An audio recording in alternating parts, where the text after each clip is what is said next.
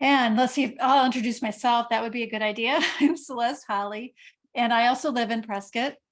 I've been a member of the co-op for, I'm going to say it's going on 10 years now. And I offer Reiki. I offer gentle yoga every Tuesday at 6 p.m. Mountain Time on Zoom. If you ever want to check that out, I am offering that right now in 6-week sections. Our new 6-week session will start next week. And I'm also a creative artist, and I make handmade jewelry and wands and other accessories. So, and I love being a part of this co-op and being with y'all. And then let's see, we have Dana, who is the dreamer and founder of MSCO. She loves bringing people together to co-create, heal, and bring joy to the world. Dana's passions include her intuitive work, metaphysics, writing, playing in nature, and communing with the divine feminine. I think most of you know Dana. And let's see, Janice. Janice works as a counselor and hypnotherapist in Winnipeg, Canada. She uses hypnotherapy as a method to communicate directly with the subconscious mind. She designs blueprints for your subconscious based on your specific needs and goals, which allows change, healing, and transformation to happen more elegantly and quickly. Janice is also an aromatherapist and a writer. And I think that covers everyone except for Elizabeth, and I will let her introduce herself when she begins her presentation. But let's just start out for a moment to get a little grounded and come into our breath. Let the shoulders relax down. And if you're comfortable, close your eyes. Otherwise, find something to focus on in front of you that's not moving. A little drishti. And gently let the breath begin to flow on its own, in its own natural process. And feeling the lungs expand and the body begin to drop down.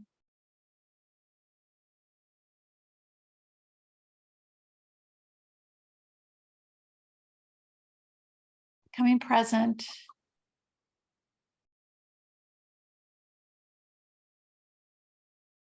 And then just bring palms together and begin to move them back and forth between each other, creating a little vibration, creating a little energy, sort of that chi, that inclusiveness, that universal energy that includes all of us, makes us one. Building that heat, letting the breath maybe get a little bit deeper.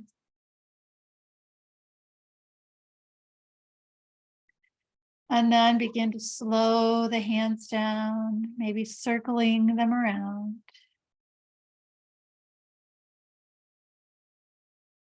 And then place one hand on the heart and one hand on the belly.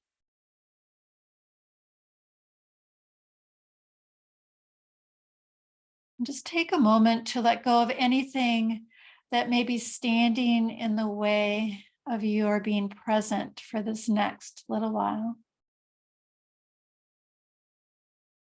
And create some space for the sharing that Elizabeth is going to offer to us this evening.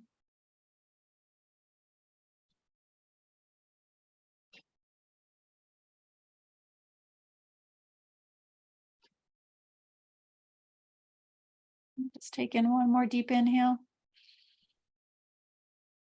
The exhale, maybe drop the chin to the chest.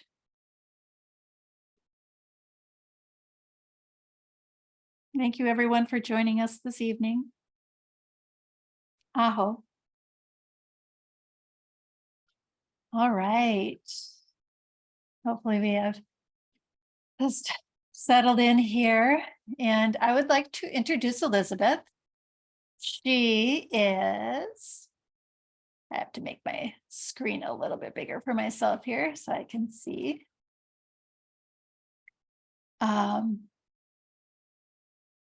is a quantum healer and shaman of the New World. She uses her remarkable psychic channeling and healing skills to bridge the gap between the spiritual and the practical, to create tangible healing and change on individual, group, and global levels. And I can actually witness to that for sure, as I've experienced some of Elizabeth's wonderful healing. And tonight she is going to talk about health and longevity and give us some ideas and techniques to live happy, healthy lives, and also guide us on a nice, beautiful, and I'm looking forward to it, closing ritual. Thank you, Elizabeth. Well, hello, everyone. Thank you. Thank you, Celeste, for that beautiful opening. That was really lovely. And thank you guys all for joining us tonight. So one of the, when I was thinking about this, sometimes with longevity, we think about, oh, long lives, but it's so much more important that our lives are rich and happy and vital and vibrant. And from that springboard, that creates longevity. So when I think about longevity, I always have it with myself in the framework of our happiness, our well-being, our vitality, and our ability to react and respond and to create our physical health and also the world around us. So that's sort of the broad umbrella that I always look at health and longevity. So I want to start by saying that we are all, we're unique, and our health needs and what we require to maintain our health as we gracefully move about the planet. What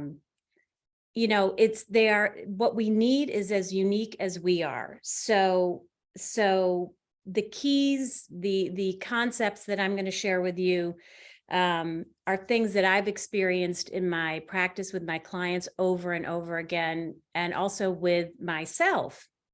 And they're meant to be springboards, even if they're things that you already know about, perhaps to explore a little deeper. If you go, oh, yeah, that one makes sense to me. Oh, that resonates, or oh, not that.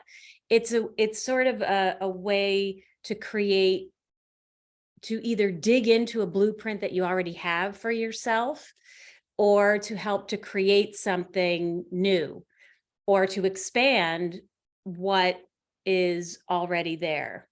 So with that, I'm going to jump in. And certainly this is a dialogue, so feel free at any time to, share your own experience or ask questions or whatever. And I'm sure other people might have insights as well, but this is a broad strokes with some very specific possible ideas for you to incorporate. So the first thing I want to talk about has more specificity with the physical body. And as I mentioned at the top of this, our physical needs are unique. And some people, excel with rigorous activity, rigorous exercise. And some people are great with a stroll, and that is what resonates with their body. Some people resonate with very strict nutrition or vitamins and supplements and things like that. And then there are other people like George Burns. I know I'm probably dating myself here, but who like smoked a cigar every day and drank whiskey every night and lived to be 100 and something. So as much as we are unique and our physical bodies are unique, the message is to really get to know your own body, and to do that with the help of health experts, your doctors, other health practitioners, body workers, etc. But for you to get to know your unique self. You know, I have found that this just didn't happen with the pandemic, but pre-pandemic, you know, our healthcare system is so chaotic that we have to be our own health advocates as we navigate through. Even if you have, you know, top line healthcare, you know, you're sort of part of a number when you get into the system. And so knowing yourself and being your own authority with your body is really important. So what I want to offer is a very elegant way to connect with and get to know your body if you don't already know it, or to deepen your relationship with your physical body. And I do that through the chakra centers. And I'm just going to just quickly hold up a chart just in case. I think we all know what they are, but just so you can sort of see the colors and where they are in the body. And I am happy to, you can find these online and everything, but I'm pretty sure we all know what they are. And what I do is, you know, and what I suggest is take maybe 5 minutes at the beginning of the day, the end of the day, whatever time of day works for you, to just tune into the body and listen. I always bring in my higher self. I often bring in my soul. I bring in the goddess as my representation of the divine, but however you resonate with the divine spirit or God, I bring them in and ask them to surround me in light. And then I start scanning my body. I move through each of my chakras very quickly for some of them, and sometimes it lingers, and I just tune in and I see what comes up. Sometimes it's emotions, but you find that somewhere floating around in, you know, your root chakra, or, you know, you sense something perhaps that is with your digestive system. You may hear things like I hear often, hey, you're drinking too much coffee. And I try and ignore that, but it comes back every time I check. So I have finally been reducing my caffeine, but you will start to get to know your body in a different way. You'll form a relationship with yourself and your body. And it may take a little time to trust that what you're hearing. But if you start with the concept of I'm getting to know myself more, or I really want to explore what this means more in terms of my health and longevity with my body, you'll start to see patterns, and then you'll be able to start trusting that process. And you can also apply this technique, if you will, if you have something going on. You know, if there's something going on with your physical body, it can be certain acute things, or it can be like, oh, I sort of have this chronic thing, or I'm feeling, oh, I might have to take blood pressure medication, or I might, my doctor wants me to do X. And so go into the organ or the system or the area of your body where you are experiencing that challenge, and ask your body the question, what do I need to know? What can I do? What's happening? And you'll begin to have dialogue. And as you move forward, you'll be very surprised at what your body is willing to tell you. And that, I would say, is a pretty big key, particularly when working with healthcare professionals, because then you go to the table with a lot of information that you already have for yourself. So it's sort of the beginning or the unfolding or deepening of being your own medical intuitive. And they're not taking the place of doctors. You're not doing that, although sometimes it's more helpful that you're taking the place of the doctors, but you are the authority in your healthcare. So now I'm going to move on to a couple of things that are less about your physical body, but they impact your physical health, they impact your well-being, and they impact your longevity. No question about it. And the first key in that arena is community and belonging. And it's lovely that we're sitting here in a community of individuals talking about this, but it's so important. You know, there have been all kinds of studies on the positive impacts of connection and community and how they benefit our health and well-being. And conversely, there have been all kinds of studies, myriad studies on the detriments of loneliness to your physical health, not just your mental health, but our physical health and our longevity. And in the modern world, the older we get, this is a general concept, the older we get, the lonelier we get. We find ourselves separating from, you know, family and connections, and naturally friends move off this mortal coil and things of that nature. And, you know, people tend to get more isolated, and that is not healthy on all levels. So the earlier we start, and the more we can reach out and cultivate that sense of belonging and community, the better off we will be. And I just want to say a couple things about, it doesn't mean like we have to become extroverts if we're introverts, or like all of a sudden you're like, yeah, social butterfly, I got to run out to every party in town, or I have to, you know, make 65,000 friends in the next 5 minutes. It's not that. It has more to do with the sense of belonging and the community. And that can be two people. Like if you feel like, oh, there are two people that I can pick up the phone if I need them, that's your community. And it obviously can be more than that. And it doesn't just have to do with who I can pick up the phone and talk to. But it's, you know, that sense of community and belonging, it contributes to your happiness, and it can create your happiness.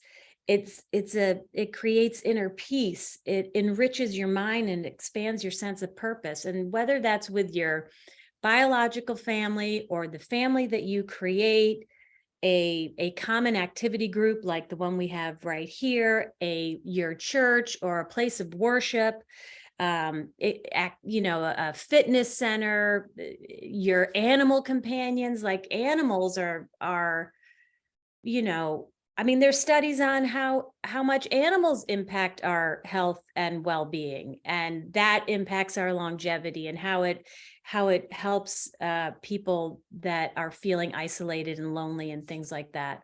And also animals get you out into the community. So, you know, it can be like online clubs, like-minded things, and whatever feels good to you, to find and cultivate for yourself that sense of community, finding your tribe, however big or small, is key. And I have seen that over and over again with my clients who have a challenge with connecting to the world around them. You know, they have felt a sense of isolation, and also loneliness, and in their unique way, finding that anchor to feeling a sense of belonging has really done wonders to lift them out of that. So I say finding your tribe, however big, however small, in whatever way, you know, dance to the beat of your own drummer, and you're going to find the other drummers that dance to your beat. So even chatting with people in like a line at the grocery store or Starbucks can sort of like, and not that I'm promoting Starbucks, but can shift your feeling of, it shifts your resonance, and it can shift your like, oh yeah, I'm part of the coffee community. I haven't had enough coffee today. That's probably why it's on my head. In any event, So finding your community and finding that sense of belonging, however you may do that. And something that is along those lines is kindness, compassion, and gratitude towards others and to yourself. The adage, the more you give, the more you get, is just, it is the truth. You know, a couple of days ago, I read this study that was done about everyday acts of kindness and how it impacted your physical health. And it's not the kindness being done for you or to you, it's you doing the act of kindness. So you reaching out and doing something kind without looking for anything in return benefits your health. And I just thought that was fascinating. I have seen it, I have felt it, I have experienced it for myself. But that somebody actually went out and did a study about it, and that's the information that came back. I just thought that was fantastic. So being kind and doing kind makes you feel good, and feeling good makes you feel good. So, and that begets itself. So good begets good. And when you compound that with the kindness that the other person that you are gifting your kindness to, that they are receiving, what that creates in the world can't help but create even more kindness and loving in the world. And that can't help but create more happiness, and that can't help but create more health, and that can't help but create more longevity. So yeah, open doors, pay compliments, you know, pay it forward, help someone who needs it, reach out to your neighbors, call your friends and family. You know, your health will benefit in the long run and in the short term. You'll just be, you'll be happier, the world will be happier. And when the world's happier, you're happier. So it sort of works together. And sort of right in part and parcel with that is compassion. We don't know what's going on with other people. We don't know what's happening in their lives or what's happening in the world around them. So if we can have compassion for our fellow humans and also have compassion for ourselves, you know, that also begets more compassion, which compounds, and that spreads out into the world. So even if you're just sitting there sending light out to places where you feel need more light and compassion, that comes back to you, and that goes into your cells, and having that in your cells ignites your health, ignites the vibrancy of your being, and sort of sparks, yeah, that's why I'm here. So, oh, and have compassion for yourself as well. That's a big one. We sometimes forget about ourselves, particularly women. No diss, John, but women tend to they have compassion for oh, right. And then there's me. I forgot. They put it all out with everybody else. And so it's all of these things, bring it back to yourself too. And then the last one in this category is gratitude. And certainly I don't need to beat this one, since we've been hearing this for a long time. And, you know, Oprah, again, I'm dating myself, you know, on her show many, many moons ago, had gratitude journals, the attitude of gratitude and all that stuff. But gratitude begets gratitude. And if creating a practice of gratitude is something that we can do very elegantly and easily, we should do it, because gratitude is something that just keeps the world spinning on a positive axis. And if you can just take a minute at the end of the day, it's not even a minute, 30 seconds at the end of the day, the beginning of the day, in the middle of the day, to just stop and, what am I grateful for? You know, one of my yoga teachers says at the end of each practice, and to yourself, say 5 things you're grateful for. And I that's so beautiful. And so to just take a moment in the day and to myself say 5 things I'm grateful for. It could be grateful for, geez, I just finished that yoga session with Celeste and I'm so grateful. Like I made it, or it can be little things or it can be huge things, but to get into a practice of gratitude really can help maintain your health and inner well-being, and also contribute to your longevity. And in that sort of framework is also the relationship you have with the divine.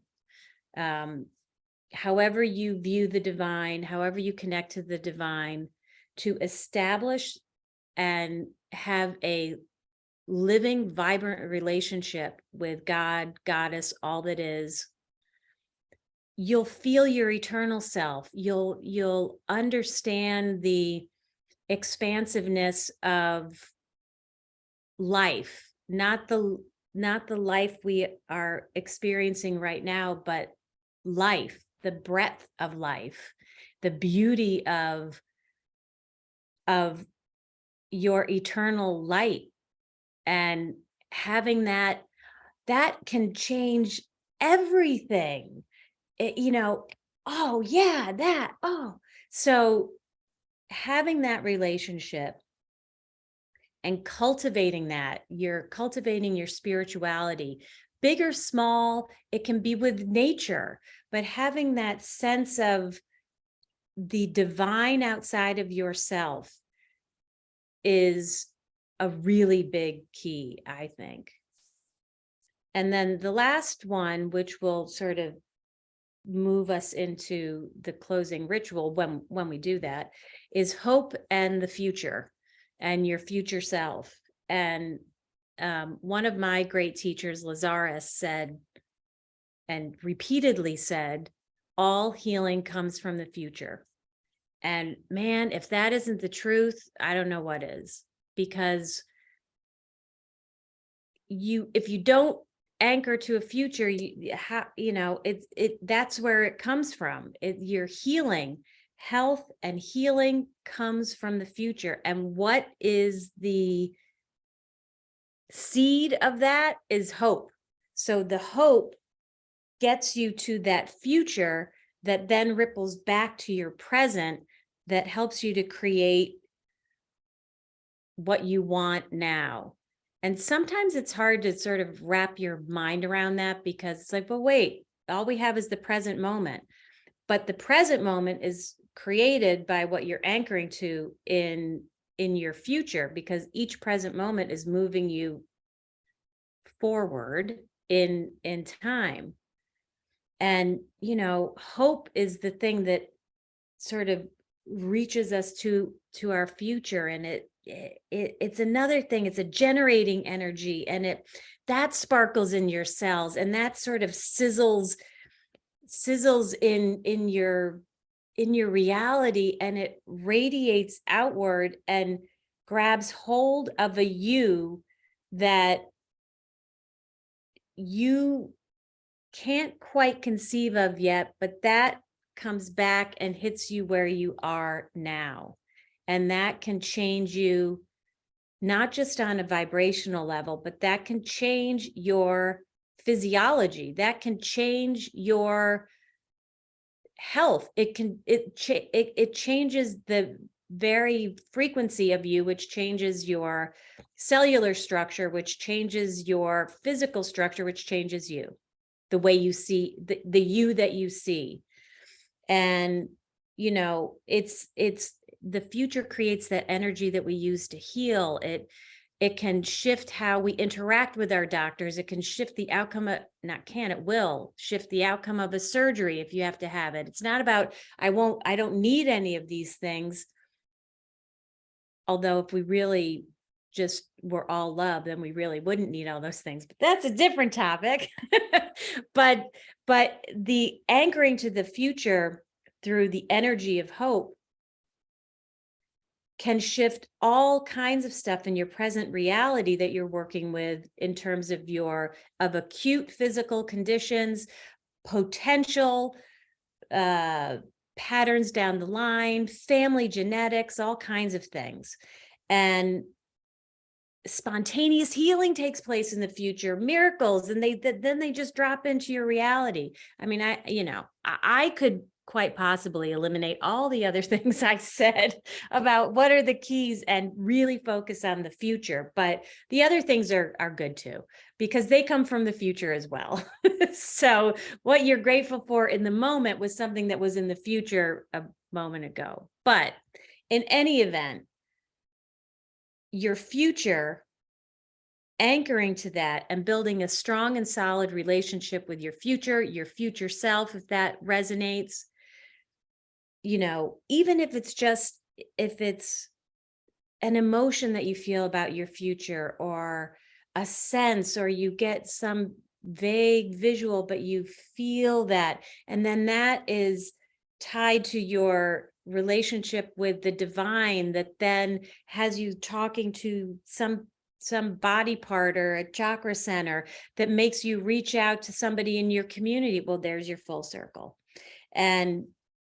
But your future is the anchor, I think, to a happy, healthy, vibrant sense of well-being and happy, healthy, vibrant life, however long you want to live it.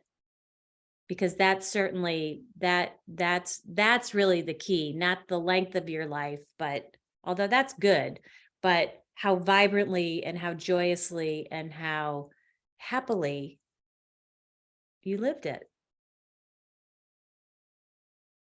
And that is all for now.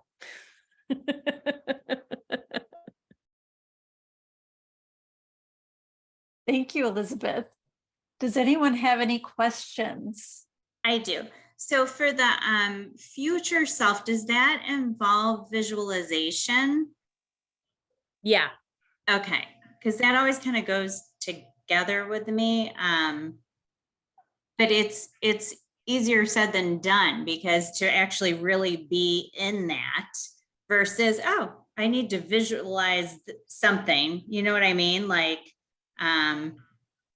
but that kind of resonated for me, that whole idea of the importance of the hope, I think. Yeah.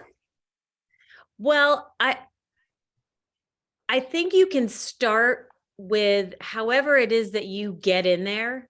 Like for you, if it's like, well, yeah, I got to visualize, and okay, maybe if you just sort of start with, closing your eyes and just imagining a future that you want.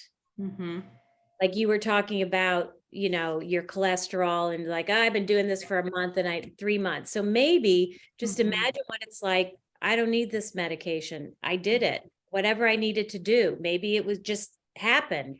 Maybe, it was my workouts. Maybe it was this little shift I made in my diet. I don't have to know. It's just, I'm anchoring. I'm going to just imagine myself at that place where my doctor goes, holy shit, Randy, I don't know what happened, but you don't need this. Yeah. And from there, you start to navigate the relationship with your future self.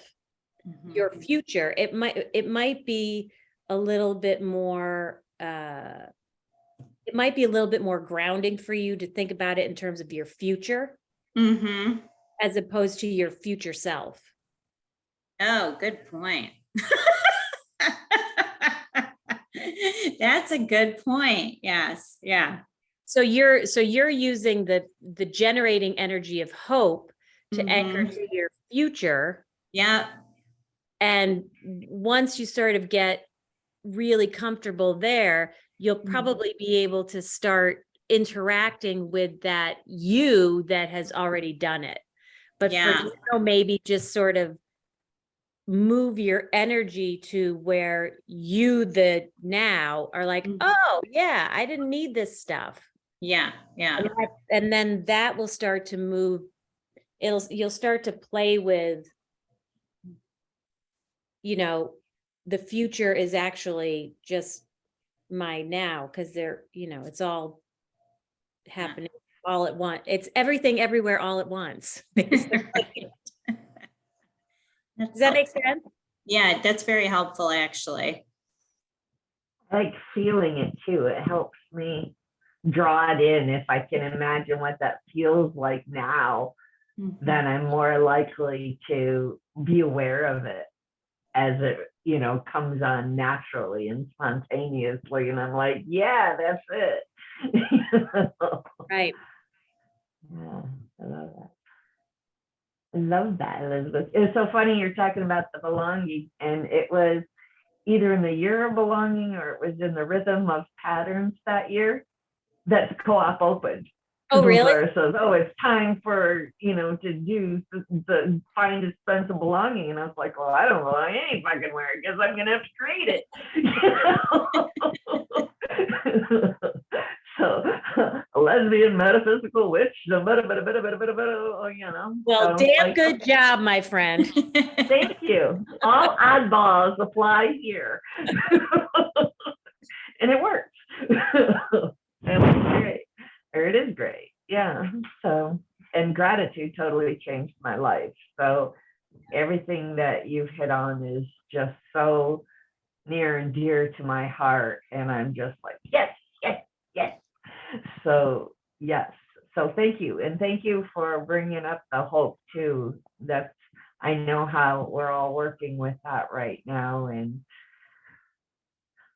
It's it's so good. important, I mean, it's so important to, I just, every time I think about the world, and all of the challenges that we're facing in the world, and it seems so, people think of hope as sort of this namby-pamby, oh, hope, or, but it's not, and to send light and to pray and to think beautiful thoughts about a place. I mean, yes, we have to take action, but the action is generated from that other stuff. It generates the hope, generates the actions that need to be taken and all kinds of stuff. And, it just has such a positive impact on our physical health too.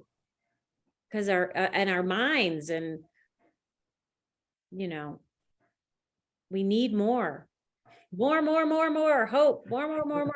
love, more gratitude. Yeah, I hope. Yeah. I hope mofo is really. I hope mofo. Yep, she's here. I love that. Anyone else have any questions or comments that they want to share?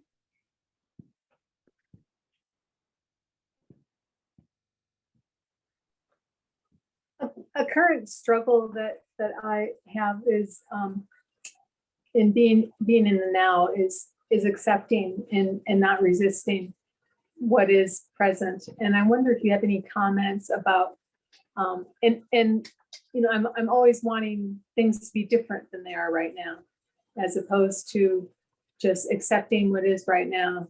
I mean, I want to be healthier, I want to be stronger. And I wonder if you have any comments about that. I mean, there is hope for the future. There's something that I've been working with over the last couple of years that not just with myself, but with my clients and stuff. And it has to do with surrender. And it's not about, yes, it's accepting what is, right? But it's not static. There's movement to it. So what I would suggest would be, so to move from the accepting into surrender so you're surrendering to what is in front of me, right? Where I am, who I am in this moment. And in that place of surrender and acceptance from where you are is where you can springboard to create what it is, where you're going, what you want. And so to move from acceptance and surrender, I'm seeing something for you. So I'm just going to sort of tell you what I'm seeing, and we'll see if that resonates. What I'm seeing is sort of a cord from your heart chakra, sort of like this beautiful jet S-curve cord coming from your heart chakra, anchoring to a future that you can't quite see. So it's almost like it goes into this beautiful cloud or something, or maybe it's it's probably going to your future self or your higher self or something, but it's from a place of acceptance of where I am, but with the anchor of where I want to go. And so once you start to see that wave of beautiful light to where you can't see it, drop what you want there. So like you see this, if you can visualize it, you see this beautiful green light that emanates from your heart. And it's like, oh, I want to be stronger in my physical body, for example. That's what I want. And if you can see an image where you actually have that, whatever resonates with you, which would be an indicator of your physical strength, drop that at the end of the green light. And that energy of you stronger in whatever way that means to you, that will kind of ripple back to your present time, which will change the surrender. It will create active surrender, if that makes sense. You're Like hope. surrendering then to what'd you say? It sounds like hope. But sometimes active surrender is a little more it does something to your brain. So because then you're creating movement. Even though hope is an incredibly active energy, sometimes our brains or our mind, our mental place needs different language to get us onto that train. So the active surrender is, I'm in the process of change, which we're always in the process of, but I'm anchored to this thing that I can't quite see yet. Okay, that's hope. Okay, but I have this point out here. It's not as far as I think it is. I just can't see it yet because it hasn't quite formulated. That is giving me what I need to create the health that I desire.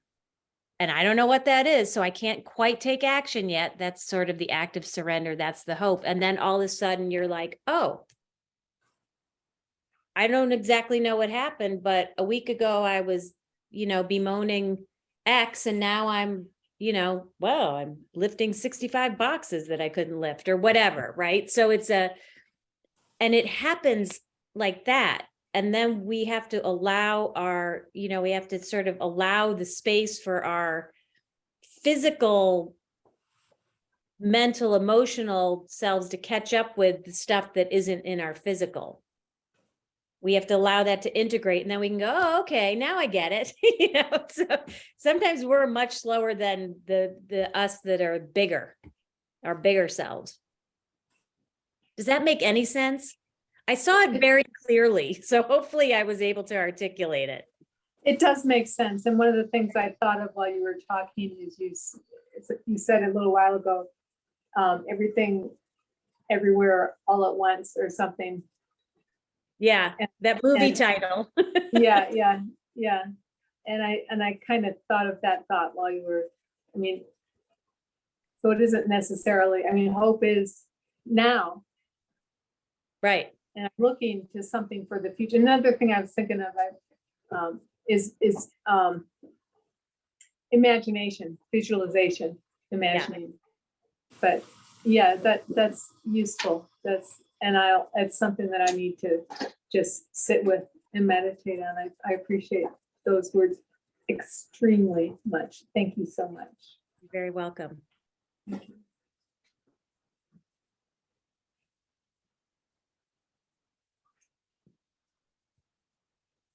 John, Donna, John, were you wanting to share something? Oh, yes. Well, it's just such a pleasure. Elizabeth, on your resume, I mean, the things you talk about that you do, I wonder if you included hand magic, presence magic, and movement magic, because I just, as you were talking and doing what you were doing, I just said, it doesn't matter what you say almost. It's like, when Lazarus talks about dropping a rock in a lake and Yeah. the waves go and then they don't stop at the shoreline, they keep going. Well, you have an energy that does that. And the Oh, only way I could form it is in the three things I just shared with you. So it's just fantastic. And I can see that. I was looking at Celeste while you were talking, and she would go, oh, oh, oh. And it's like she's reacting, not reacting, but she's allowing is a better word. All this impact of the magic you're doing in your presentation. I just wanted to honor that and say, wow, thank you. oh, thank you, John, so much. I really appreciate that. I will take that in. I have been getting some very loud whispers about my presence magic. So I thank you for that confirmation. And thank you so much for being here. It's nice to hear you. I can't see your face, but it's nice to hear your voice. Well, I didn't get spruced up tonight, so. That's okay. You stay mysterious in the shadows. Okay. Say hi to Robert. I will. He's actually on a webinar in the other room. We're doing dueling Zooms today.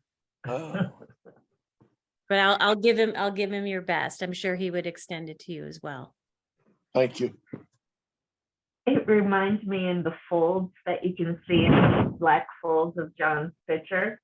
How you go in the Lazarus meditation, for the pathways for for brilliant futures, how you go in the folds of the black to find the hope. Oh yeah, he's already there. He's like I 10 know, steps. it's like, I find that hope there.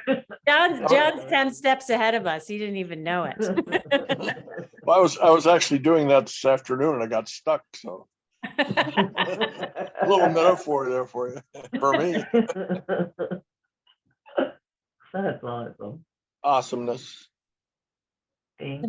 Anyone have anything else? I just wanted to say that it's been interesting because I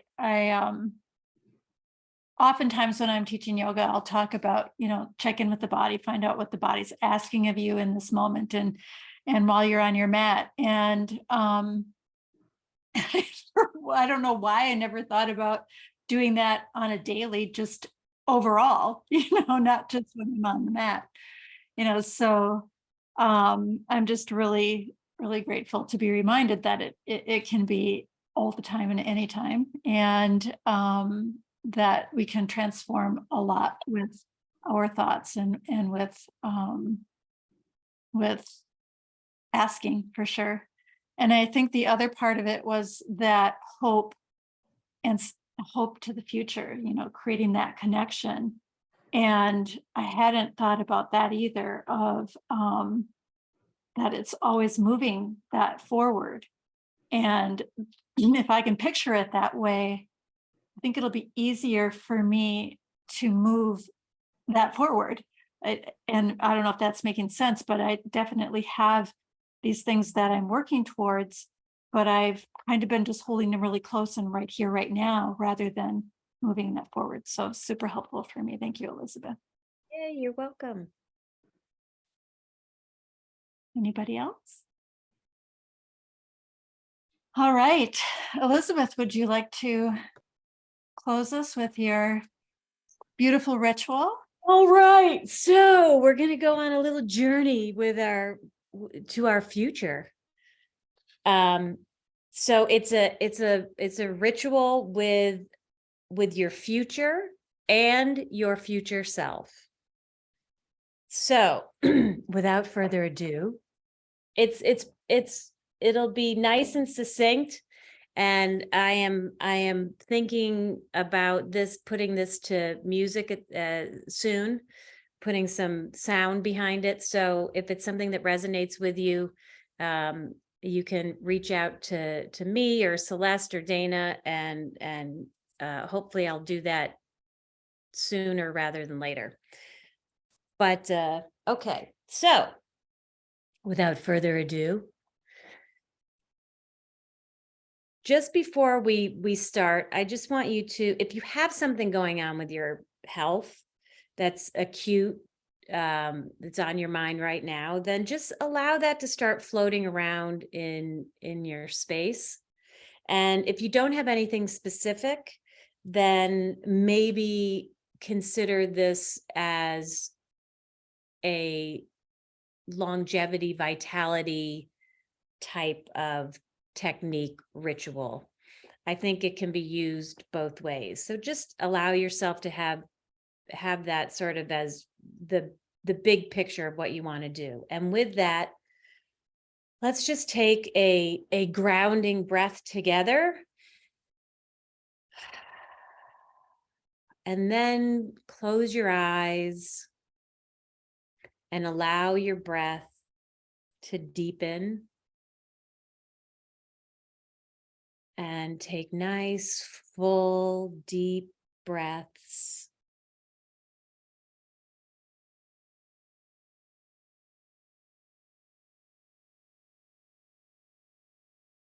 And as you're breathing deeply, continue that movement of self inward. And we're just going to tune in to each of our chakras, starting with the root, which is at the very base of your spine. It's your first chakra. It's a beautiful, vibrant red. Imagine that light just moving around, spinning in a clockwise position. Vibrant red light.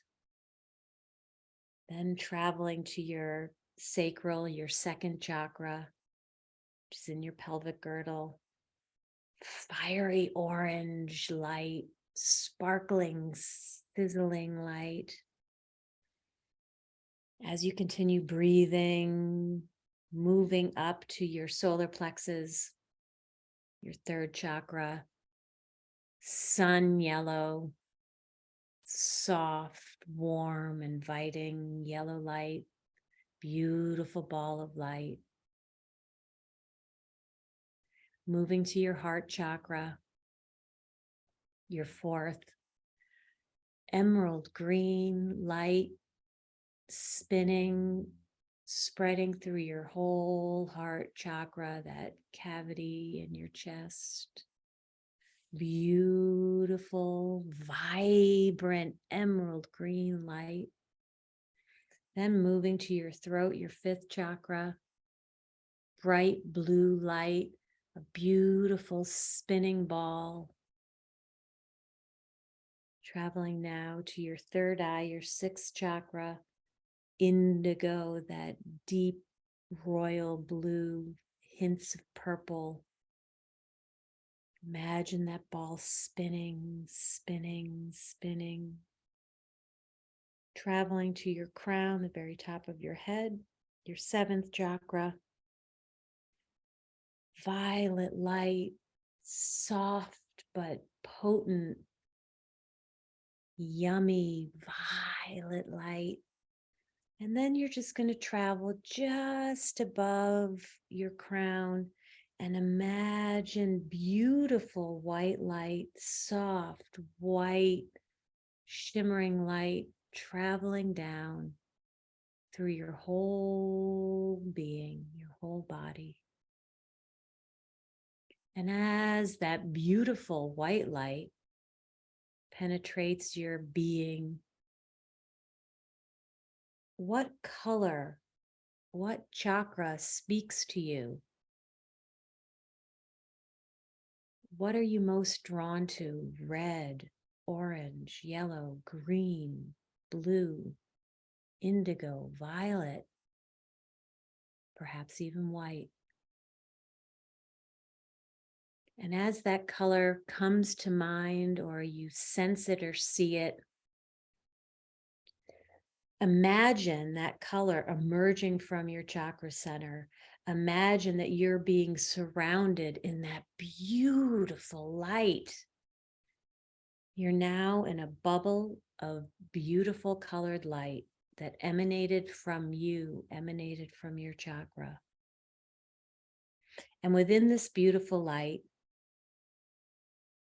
focus on the issue you'd like to clear, the issue you'd like to heal, or focus on your overall health and vitality. Just take a moment while you're floating in this beautiful light and ask yourself, what do I want? What do I want to heal? What do I want to change? What do I want to create in my reality?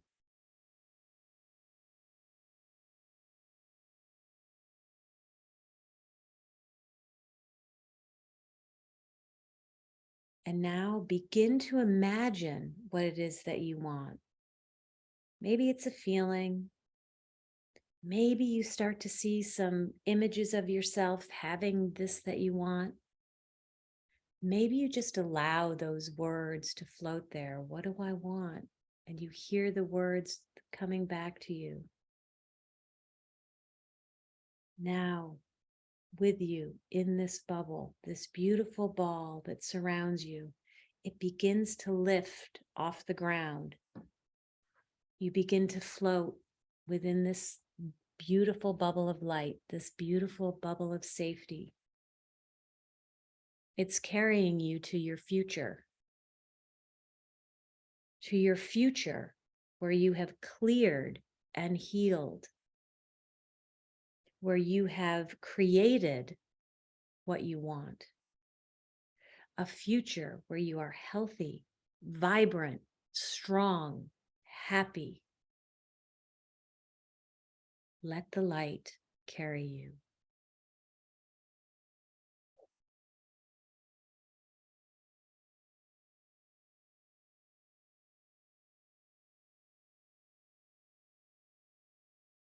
And now feel yourself just gently land, and the beautiful bubble of light that carried you begins to dissolve. As that dissolves, you find yourself face to face with you. You're face to face with your future. You're face to face with the you that changed, that healed, the you that is vital and vibrant, the you that created what you wanted. It could be you that's a few minutes older, a few weeks, a few months, a few years. Let your future self see you. Let them in. Welcome them into yourself. And see them as well. See them as they see you.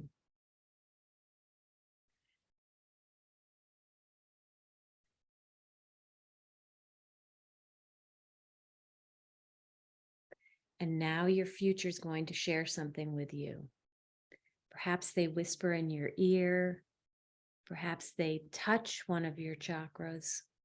Perhaps they send an image to your mind, or they show you a color, or there's a feeling in your heart.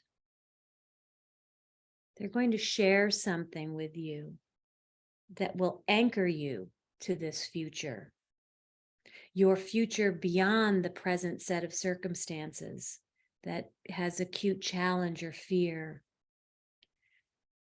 They will give you or share something with you where you are anchoring to a thriving, happy, healthy, vital you.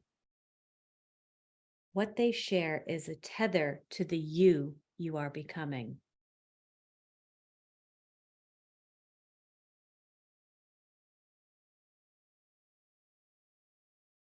Now place what they gave you, no matter what it is, in your heart and thank them. And the beautiful bubble of light that carried you to this place with your future self, again forms around you. As it dissolved, it now recongeals in this beautiful shimmery light around you, and you begin to float up, gently floating, allowing this beautiful bubble to carry you back to your now. And as you gently drift back to the present, know that you have changed. You have changed who you are now. And so it is. Hyer.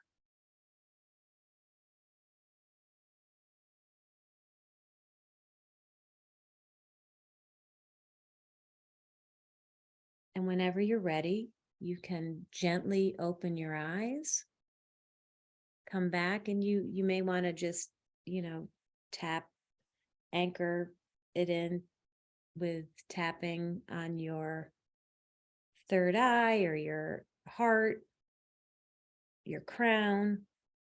Those are usually the three good ones, but anywhere you want.